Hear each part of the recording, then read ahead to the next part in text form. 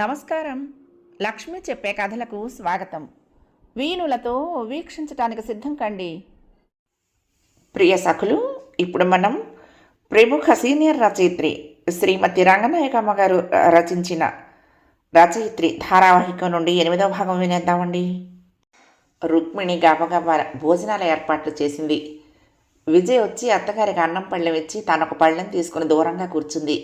అందరికన్నా ముందు తన భోజనం అవగొట్టి 4 గిన్నెలు సర్ది గదిలోకి వెళ్ళిపోయింది. మోహన్ ఆలోచనల్లో పడ్డవాడిలాగా అందరికన్నా ఆలస్యంగా లేచాడు పీట మీద నుంచి. చెయ్యి కడుక్కొని పోబోతూ ఉంటే మోహన్ మాట అని పిలిచింది వదిన గారు మరిదిని. మరిదికి నయాన్నో భయాన్నో ఒకసారి చెప్పి చూడాలని రుక్మిణికి చాలాసార్లు అనిపించింది. ఆ పూట ఎలాగైనా సరే 4 చీవాట్లు పెట్టాలనిపించింది. పద కాసేపు వాకిట్లో కూర్చుందాం అంది. ఇద్దరూ మెట్ల దగ్గర నిలబడ్డారు. అది కాదు మోహన్, విజయని ప్రతిదానికి అపార్థాలు చేసుకుంటున్నావు. ఇదేమన్నా బాగుందా చెప్పు. నువ్వేమీ అనకపోతే ఈ గొడవలు ఎందుకు వస్తాయి? ఇవాళ నువ్వెందుకు రాలేదు? రేపు ఆఫీసులో నువ్వేం చెప్పుకుంటావు? కమలాకరం గారు ఇంకొకరో నిన్ను అడిగితే ఏదో అబద్ధం చెప్పవలసిందే కదా అంది. అబద్ధాలు ఎందుకు చెప్తాను? నాకు ఇష్టం లేక రాలేదంటాను. ఇష్టం లేదా నా దగ్గర నీ దొంగ వేషాలు? అనురాధ నీ పెళ్ళాం కాకపోతే ఆవిడ ఈ ఊళ్ళో మీటింగులో మాట్లాడుతుందంటే నువ్వు వెళ్ళేవాడివి కాదా? మరి ఇప్పుడు ఏమైంది నీకు? నా మాట విను మోహన్. తగవులు ఇలా పెంచుకుంటే నీకేం సుఖం? ఆ అమ్మాయి ఏమన్నా కాని పనులు చేస్తోందా? రత్నం లాంటి అమ్మాయి దొరికింది నీకు, నెత్తిన పెట్టుకోవలసిన మాట అంది. మోహన్ నవ్వుతూ, నువ్వు పెట్టుకుంటున్నావుగా తోడుకోవడలే నెత్తిన అన్నాడు. అవును, మరి అది నా అదృష్టం అనుకుంటున్నాను. ఆ అమ్మాయితో కలిసి బతకటం నాకెంతో సంతోషంగా ఉంది. నీకు ఇంకా సంతోషంగా ఉండాలి. అనవసరంగా చిన్న చిన్న గొడవలు పెట్టుకుంటున్నావు.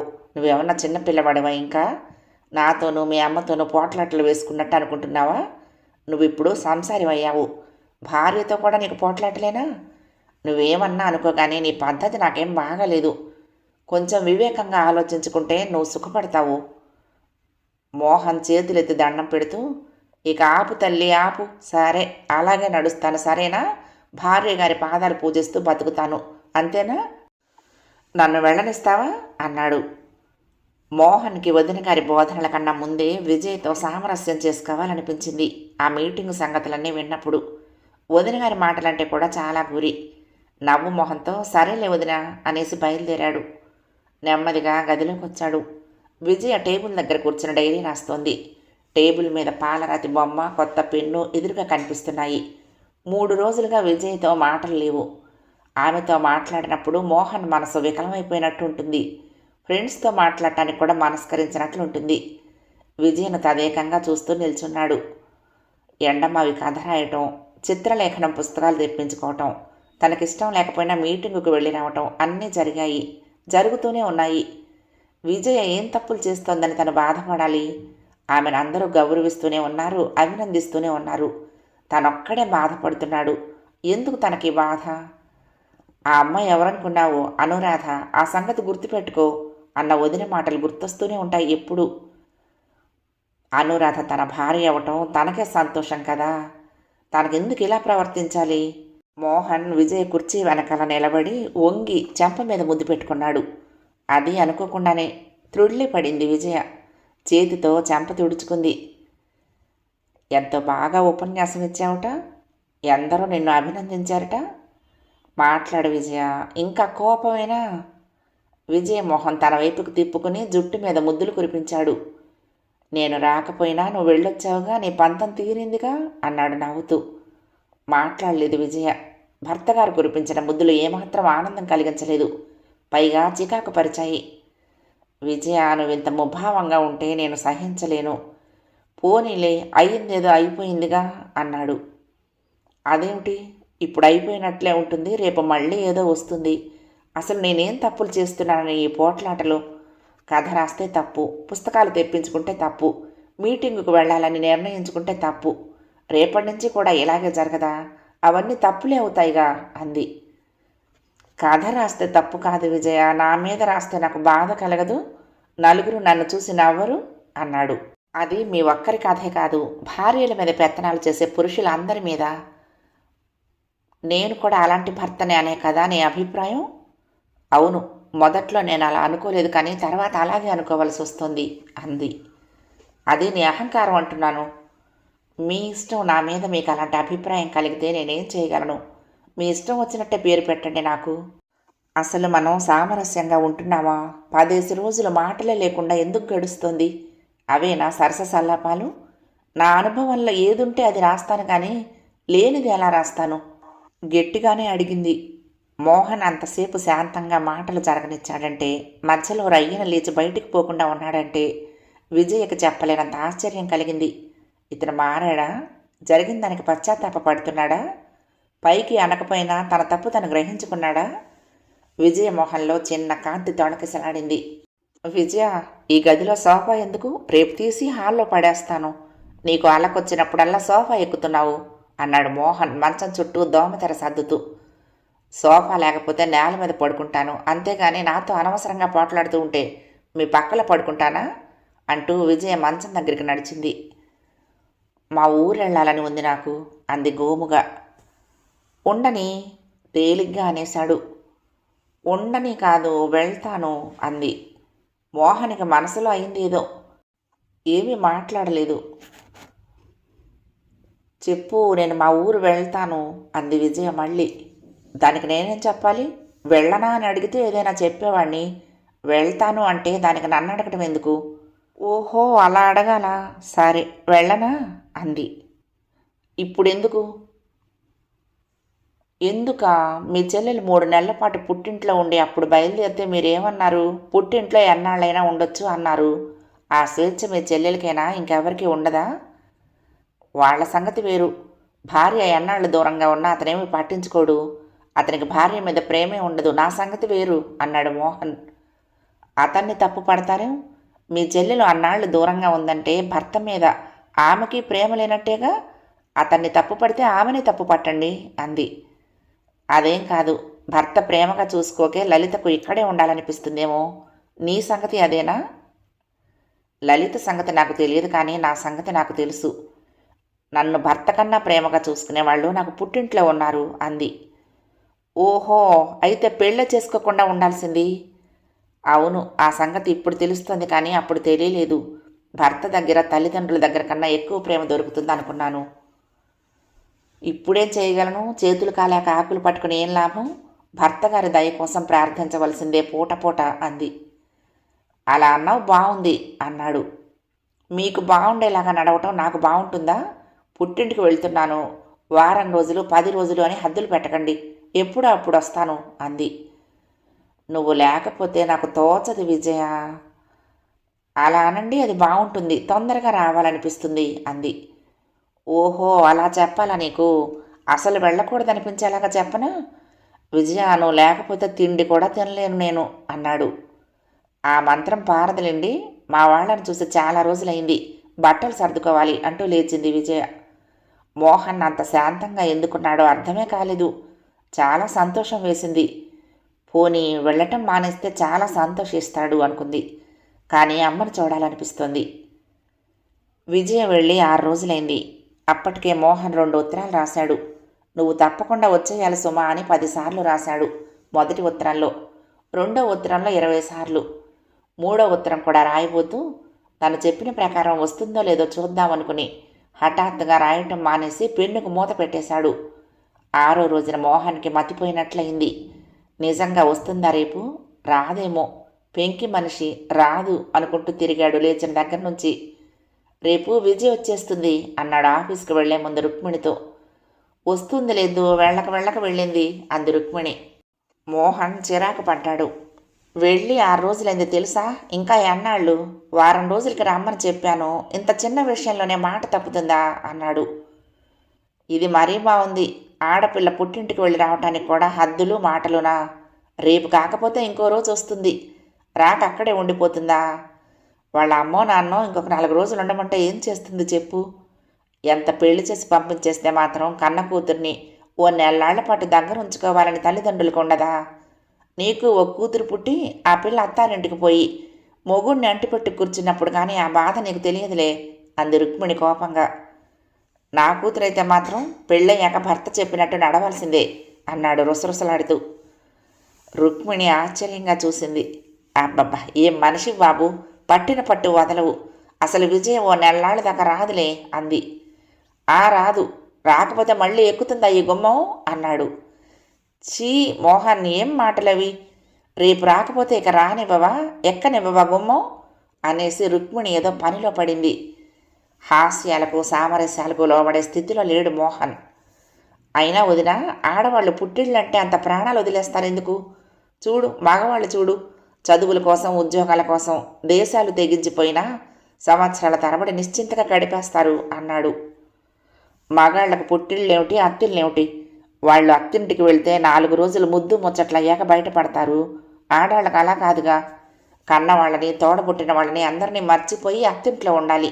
తేడా లేదు అంది రుక్మిణి. బాబు, ముందు అన్నం తిను. 6 రోజుల నుంచి విజయ లేక నువ్వు మరి ఉపన్యాసాలు ఇస్తున్నావు. ఆ ప్రశ్నలేవో తను వచ్చాక అడుగుదువుగానిలే. ముందు అన్నం తిని ఆఫీస్కి వెళ్ళు. విజయ్కు ఉత్తరం రాయి, 4 రోజుల్లో వచ్చేస్తుంది కానీ అంది. ఇంకా 4 రోజులా? వీల్లేదు, వారం రోజుల్లో వచ్చామన్నాను. రేపు వచ్చేస్తానంది, వచ్చి తీరాలి అన్నాడు. రాకపోతేనో? చీకా కాణుచుకుంటూ అంది రుక్మిణి. వెళ్ళి తీసుకొస్తాను ఆవేశంగా అన్నాడు మోహన్. నిజంగా భయపడింది రుక్మిణి. చూడు మోహన్, అన్న ప్రకారం రాలేదని నువ్వేమైనా కోపం తెచ్చుకున్నావంటే చాలా బాధపడుతుంది. తర్వాత నీ ఇష్టం, ఆలోచించుకుని చెయ్యి. రుక్మిణి హెచ్చరికలేమీ పనిచేయలేదు. లేచి లేవగానే 2 జతల బట్టలు వేసుకుని సూట్ కేసు సర్దాడు.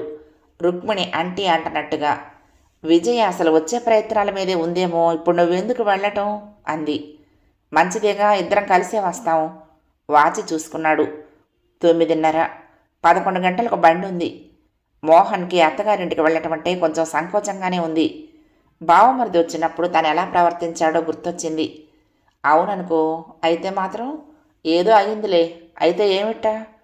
వెళ్తున్నాను వదినా అనేసి చకచకా బయలుదేరాడు.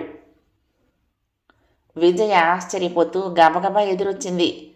విజయను చూసి చూడగానే రేపు బయలుదేరుతున్నావా అని అడిగేయాలనుకున్నాడు. బాగుండదనిపించి మాట ఆపుకున్నాడు. నిన్ను చూడాలని వచ్చాలే అని నవ్వుతూ సరసం ఒలికించాడు. మా అమ్మకి కొంచెం బాగలేదు. నేను వచ్చినాడే వాకిట్లో కాలు జారిపడింది. 2 రోజులు లేవలేకపోయింది. ఇప్పుడు కాస్త నయం, కాస్త తిరుగుతోంది కానీ 4 రోజులు పోయాక వద్దామనుకుంటున్నాను. ఉత్తరం రాశాను, అందలేదా అంది విజయ గబగబా. అందలేదే, ఏం రాశావు? అదే, మా అమ్మకు బాగయ్యాకే వస్తానని 2వ రోజే రాశాను, ఇంకా అందలేదా? విజయ తల్లి కొంచెం కాలు బరువుగా ఈడుస్తూ వచ్చింది. అందరూ బాగున్నారండి, అమ్మగారు వాళ్ళందరూ బాగున్నారా అని పలకరించింది. ఆవిడ అల్లుడితో అండి అండి అంటూ మన్నిస్తూనే మాట్లాడుతుంది. అది విజయ్కి ఇష్టం ఉండదు. కానీ ఆ పిలుపుకి మోహన్ ఏమీ అభ్యంతరం చెప్పడు. అలా నన్ను పిలవకండి, మోహన్ అని పిలవండి అని అతను అంటాడేమోనని విజయ్ చూస్తుంది. కానీ అతను ఆ విషయం పట్టించుకున్నట్టే ఉండడు. బాగున్నారండి, మీకు ఇప్పుడు బాగుందా అన్నాడు మోహన్ నవ్వు మొహంతో. పర్వాలేదులేండి, అదే తగ్గుతుంది. ఏమిటో కళ్ళు తిరిగి పడిపోయాను. లేచి స్నానం చేసి భోజనం చేయండి అనేసి ఆవిడ కాలు ఈడుస్తూ వంటింట్లోకి వెళ్ళిపోయింది. అల్లుడికి ఏదో స్పెషల్ వంటకం కోసం. భోజనం దగ్గర అత్తగారితో మోహన్, విజయ్ని తీసుకువెళ్దామని వచ్చానండి అన్నాడు. అదేమిటి, నేను చెప్పానుగా, అమ్మకి ఇంకా పూర్తిగా తగ్గలేదు, 4 రోజులు పోయాక వస్తానన్నానుగా అంది విజయ. చూడండి విజయ్ ఎలా అంటుందో అన్నాడు అత్తగారిని మద్దతు అడుగుతూ. పోన్లే వెళ్ళమ్మా, మళ్ళీ రావచ్చు, నాకు బాగానే ఉందిగా, పర్వాలేదులే అంది తల్లి. ఈ కాలుతో నువ్వు తిరిగి పనులు చేసుకుంటావా? ఏం తగ్గింది? ఇంకా వాపే పూర్తిగా తగ్గలేదు. పర్వాలేదులే, సువర్ణని సాయం చేయమంటానులే అంది తల్లి. సువర్ణ ఎవరు అడిగాడు. పని మనిషి. ఇంకేం సాయం చేస్తుందిగా అన్నాడు విజయ కోపంగా. ఆ అమ్మాయికి మాత్రం ఖాళీ ఉంటుందా? పిల్లలున్నారు, 2 ఏళ్లలో పనిచేస్తుంది, ఇంట్లో పని ఉంటుంది, ఇక్కడే ఉండిపోతుందా?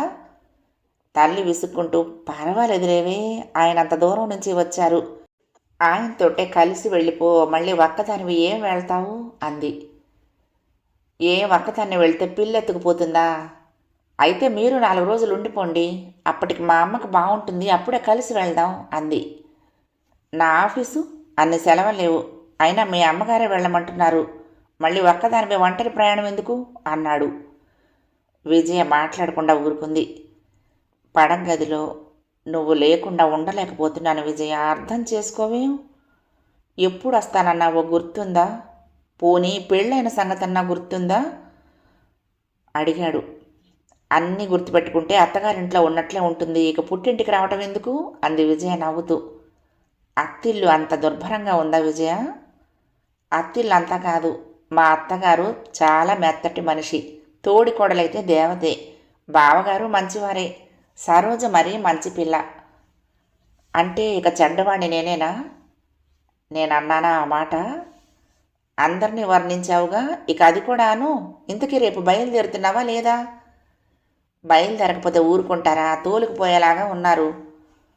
నేను రాకపోతే నిజంగా నువ్వు వచ్చేదానివి కాదన్నమాట అన్నాడు. విజయ్ కూడా మర్నాడే బయలుదేరింది. అమ్మా జాగ్రత్త, మరీ తిరక్కు, సువర్ణనే కూరగాయలవి కోసివ్వమను అని తెగ జాగ్రత్తలు చెప్పింది వెళ్లే ముందు. నేను వెళ్ళకపోతే విజయ్ బయలుదేరేదే కాదు వదిన, వెళ్ళటం చాలా మంచిదైంది అన్నాడు మోహన్ ఇంట్లోకి రాగానే. రోజు కన్నా తొందరగానే ఆఫీస్కి వెళ్ళిపోయాడు. మీ మరిది రాకపోతే నేను ఇంకొక వారమైనా ఉండేదన్నక్క, అసలు వెళ్ళినట్టే లేదు అంది విజయ. వచ్చినాడు పగలు భోజనాలు అయ్యాక తోటికోడల గదిలో తీరిగ్గా కూర్చుని. మగవాళ్ళు ఆఫీసులకు పోయారు, పిల్ల బళ్ళలోకి పోయింది, అత్తగారు నిద్రకు పడింది. రుక్మిణి వీధి తలుపులు వేసొచ్చి కబుర్లలోకి దిగింది. విజయ పుట్టింటి కబుర్లన్నీ చెప్పింది. ఏమన్నా తీసుకురావటానికి కూడా టైం ఏది? మా అమ్మ ఒకటే బాధపడింది. సున్నుండల పొడు బెల్లంతో కలిపే ఉంది, అప్పటికప్పుడు నెయ్యి కాచి కాసిని ఉండలు కలిపించింది. పొద్దున్న బావగారికి పెట్టావా ఒకటి అడిగింది. ఒకటా? మీ బావగారు 3 తిన్నారు, ఆయనకు పంచదారతో ఇష్టంలే. అయితే పంచదారతో అయితే 10 తినేవారేమో అక్క, ఒకసారి చేద్దాము అంది. చేద్దాంలే కానీ నువ్వు లేకపోతే మోహన్ మాటకేం కానీ నాకే పిచ్చెత్తిపోయినట్లయింది. తోడికోడళ్ళిద్దరూ కబుర్లతో కాలక్షేపం చేశారు. ఆ రోజు సెలవు. భోజనాలు అయ్యాక ఎక్కడి వాళ్ళు అక్కడ విశ్రమించారు. విజయ ఒక దిబ్బ పుస్తకం తెరుచుకుని టేబుల్ దగ్గర కూర్చుంది. మోహన్ అటువైపు ఆశ్చర్యంగా చూశాడు. అదేం పుస్తకం అడిగాడు. ఎంఏ ఎకనామిక్స్లేండి, ఏమన్నా గుర్తుందో లేదో, అన్నీ మర్చిపోయానా అని చూస్తున్నాను, మొన్న మా ఊళ్ళో కొన్నాను చెప్పింది. ఎగ్జామ్స్ ఎప్పుడు? మొహం తిప్పేస్తూ అన్నాడు. ఎగ్జామ్స్ కోసం కాదు, ఊరికే తిరగేస్తున్నాను అంది. శాంతించినట్లు మౌనం వహించాడు. పిన్ని నాకు కథ చెప్పవా అంటూ వచ్చింది సరోజ. విజయ అప్పుడప్పుడు చిన్నపిల్లల కథల పుస్తకాలు చదివి వినిపిస్తూ మధ్య మధ్య వివరిస్తూ చెప్తూ ఉంటుంది సరోజకి. విజయ వచ్చాకే రేడియోలో వారం వారం పిల్లల ప్రోగ్రాంలు వింటోంది సరోజ. సరోజ వచ్చి పిన్ని దగ్గర కూర్చుంది. పరమానందయ్య శిష్యుల కథల పుస్తకం తీసింది విజయ. మంచం మీద పవళించి ఉన్న మోహన్, సరు ఇలారా, నేను ఒక చక్కటి కథ చెప్తా అన్నాడు. సరోజ కళ్ళు గవ్వల్లా విప్పార్చుకుని, బాబాయ్ నీకు కూడా కథలు వచ్చా అంది సంభ్రమంగా. బాబాయ్ కథలు చెప్పడం ఎప్పుడూ ఎరగదు. ఓ బోలెడు కథలొచ్చు, ఇలా కూర్చుని విను, ఓ అమ్మాయి గురించి కథ చెప్తా. సరోజ నిరుత్సాహపడింది అమ్మాయి కథ వినటానికి. అయినా బుద్ధిగానే కూర్చుంది బాబాయ్ దగ్గర. ఓ అమ్మాయి ఉంది. ఎక్కడ బాబాయ్? ఎక్కడోలే కాదు, ఈ ఊళ్ళోనే, ఎర్రగా బుర్రగా ఉంటుంది, బిఏ చదివింది. బిఏ అంటే నువ్వు 3వ క్లాస్ చదవటంలా అలాగే ఇంకొక 10 క్లాసులు చదివింది చెప్పాడు. అమ్మో అన్ని క్లాసులే విను మరి, అందుకే ఆ అమ్మాయికి బోలెడంత టెక్కు. టెక్ అంటే నిక్కు అంటే గీర అంటే గర్వం అంటే. సరోజకేమీ నచ్చలేదు బాబాయ్ కథ. ఈ కథ బాగలేదు, పరమానందయ్య కథ వింటాను అంటూ అటు పరిగెత్తింది. అమ్మా సరోజ, హాల్లో నుంచి గట్టిగా పిలిచింది రుక్మిణి.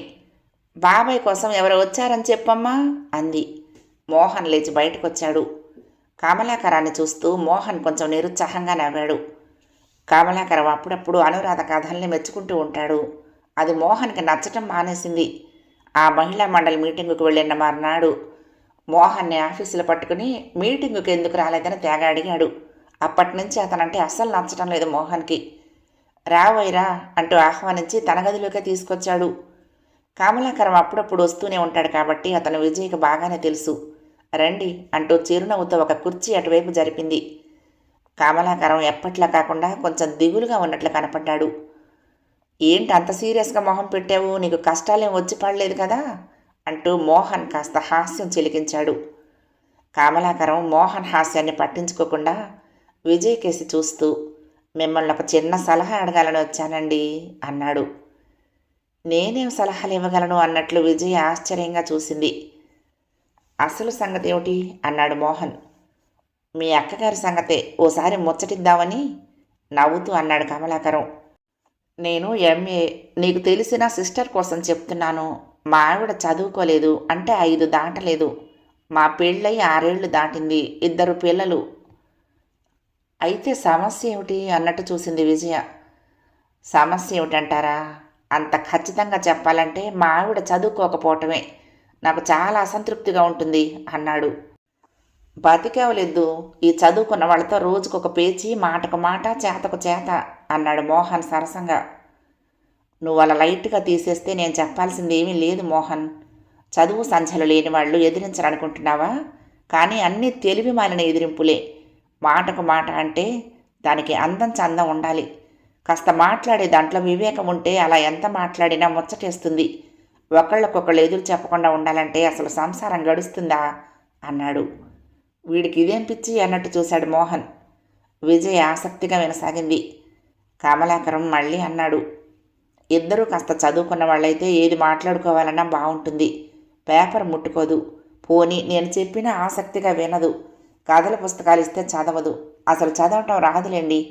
ఏం మాట్లాడుకోవాలో అర్థం కాదు. మొన్న మీరు మాట్లాడిన మీటింగుకు రమ్మన్నా రానంది. ఆ రోజు ఏదో పేరంట ఉంది అంది. రోజు ఎక్కడో అక్కడ పేరంటం. పిల్లకి పేరు పెడుతున్నారు, పిల్లాన్ని ఉయ్యాల్లో వేస్తున్నారు, పంచెలు కట్టిస్తున్నారు, ఓణీలు వేయిస్తున్నారు, నోములు రోస్తున్నారు. అబ్బబ్బా, వినటానికి విసుగ్గా ఉంటుంది. పంచెలు కట్టే పేరంటం ఏమిటండి? తర్వాత ఆ కుర్రాడు పంచెలు కడతాడా? కడితే మాత్రం అదో సంబరమా? అలాంటి వాటికి ఎందుకు వెళ్ళటం అంటే వినదు. వాళ్ళు పిలిచారు, వెళ్ళకపోతే బాగుండదు అంటుంది. రేపు మనవాడికి పంచెలు కట్టించేటప్పుడు వాళ్ళు రావద్దు అంటుంది. పిల్లల్ని కూడా ఆమెతో పాటు తిప్పుతుందండి. అసలు పిల్లల్ని పెంచాలంటే 2 రకాల పెంపకాలు ఉండకూడదండి. తల్లిదండ్రులు ఇద్దరి మాట ఒకే రకంగా ఉండాలి. అది లేదు మా ఇంట్లో.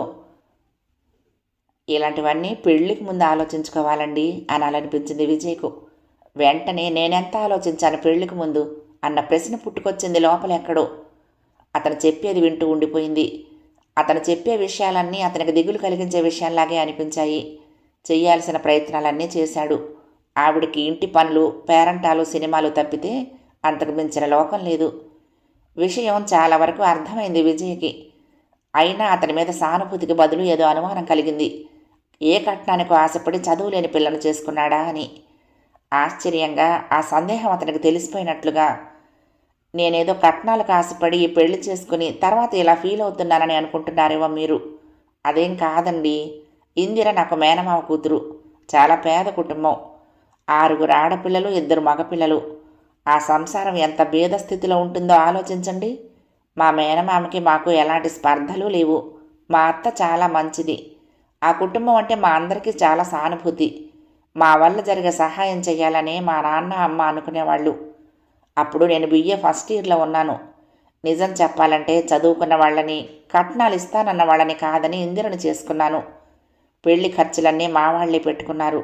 4 చీరలతో మాత్రమే వచ్చింది ఇందిర మా ఇంటికి అన్నాడు. విజయ చాలా నొచ్చుకుంది తన తొందరపాటు ఆలోచనకి.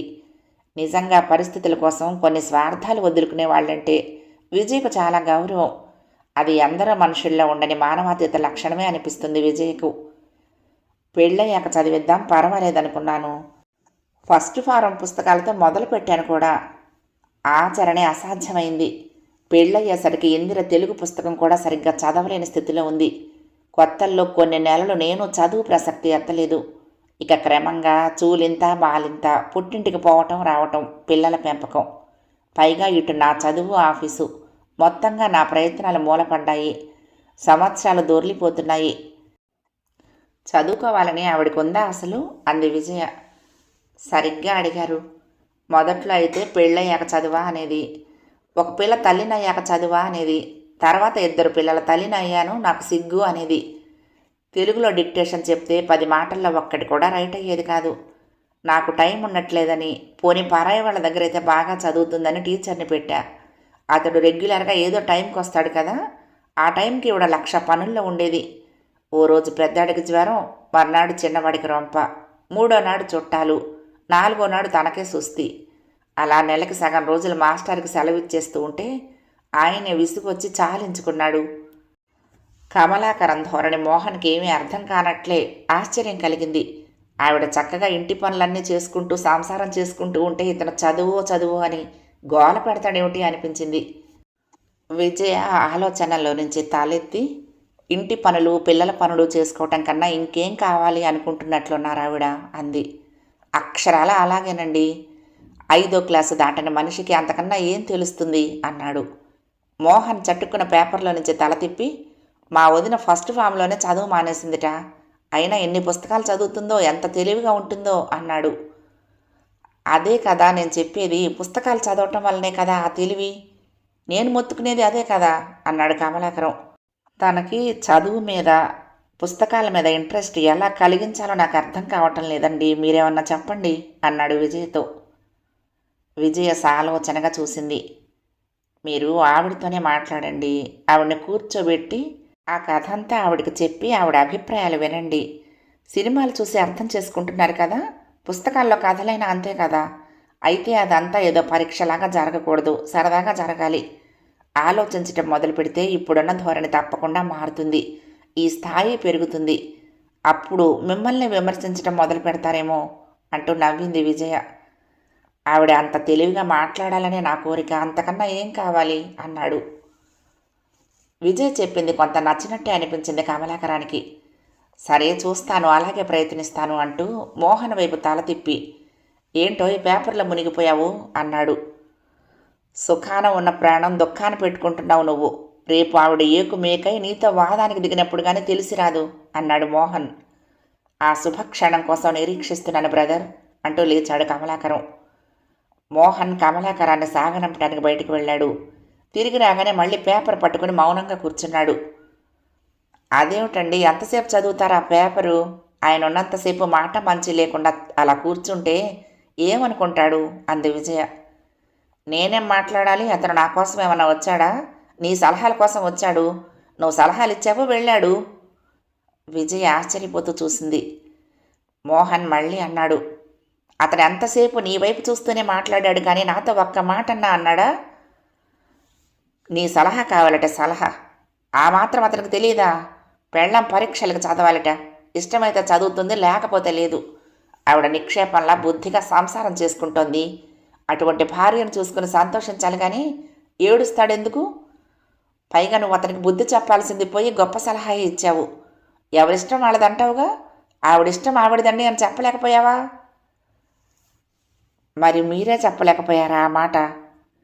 నేనెందుకు చెప్తాను? నా సలహా కోసం వచ్చాడా? రచయిత్రివి కాబట్టి నీ సలహా కోసం వచ్చాడు.